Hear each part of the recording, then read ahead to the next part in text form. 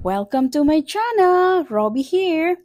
Kung ikaw ay isang K1 visa holder na naghahanap ng impormasyon kung paano mag-apply para sa green card o mag-adjust ng status, nasa tamang lugar ka po.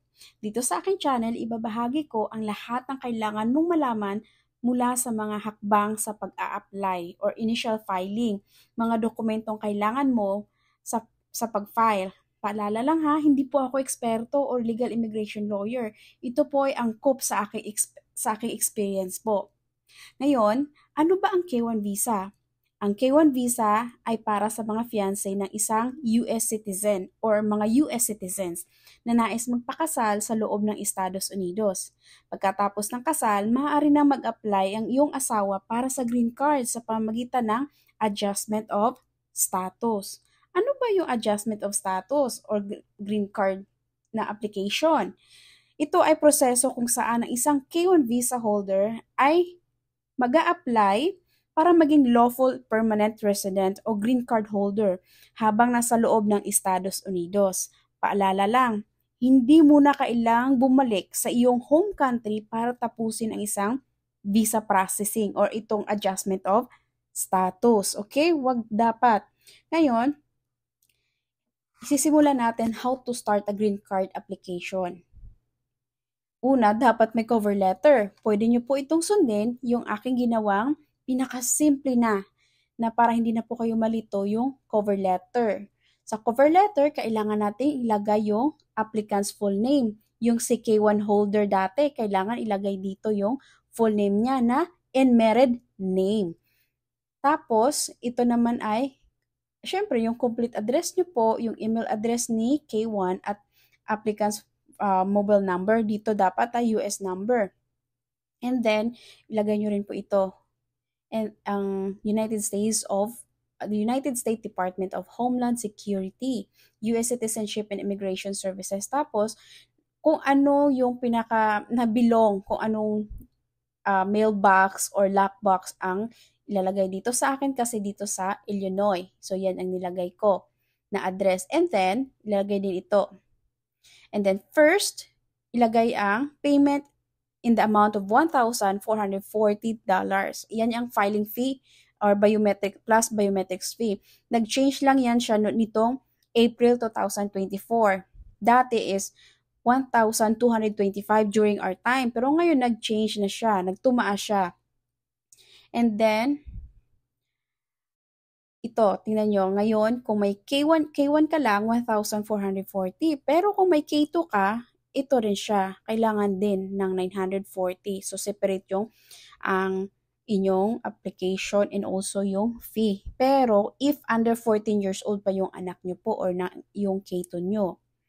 And, ito yung ano yung pwedeng ibayad. Gamitin nyo ang personal check and then postal money order or cashier's check. Yan po yung mga sample na pwede nyo pong ilagay yung bayad nyo. And then secondly, yung form G1145. Ito po siya yung sample. You can screenshot that one at ililink ko po sa baba sa description box kung paano kumuha na yan ng e-notification or G1145. And then next is the duly accomplished 1485 form. I will separate po sa isang video na to kung paano po siya i-fill out. But still, I will link down below kung saan makukuha yan po. And then next ay yung itong number 4, yung NOAA 2. Yung NOAA 2 po, na-receive po natin po ito nung K1 pa tayo. Yung Notice of Approval. Yan po yung kamukha niyan. And then, next po natin ay ang copy of our marriage certificate, and then birth certificate ni applicant, yung ni K1, and then yung biographic page ng passport nyo po, at copy ng visa page kung saan po nilagay yung sticker ng visa po natin nung nag-apply tayo ng K1, and then yung form 194. Ito po yung mukha niya. I will still link below. Ililink ko po yung lalagay ko po yung link sa baba sa description box paano mo kumuha nito, and then I'll make a video po nito kung paano po magkuha po nito or to retrieve this information. And then next po niyan ay ang 2x2 picture po natin, colored photos ha, at glossy dapat. Kung dito kayo sa US magpa-picture ng ganito or magpa-develop, US passport size po siya dito. And then, ang number 11 ay yung vaccination document worksheet natin. Ito yung binigay sa atin ng copy ng St. Luke's doon sa Maynila, kung sa Maynila po kayo galing. And then, ito optional lang ha, yung number 12, copy of COVID vaccination card. It's just an option. If you want that po na i-include, it's fine din po. And then next ay yung Form 1864, Affidavit of Support. Ay ililink ko rin din po sa baba yung kung ano saan nyo yun makukuha. And then, I will make another video kung paano po yan mag-fill out po ng Form 1864 or Affidavit of Support.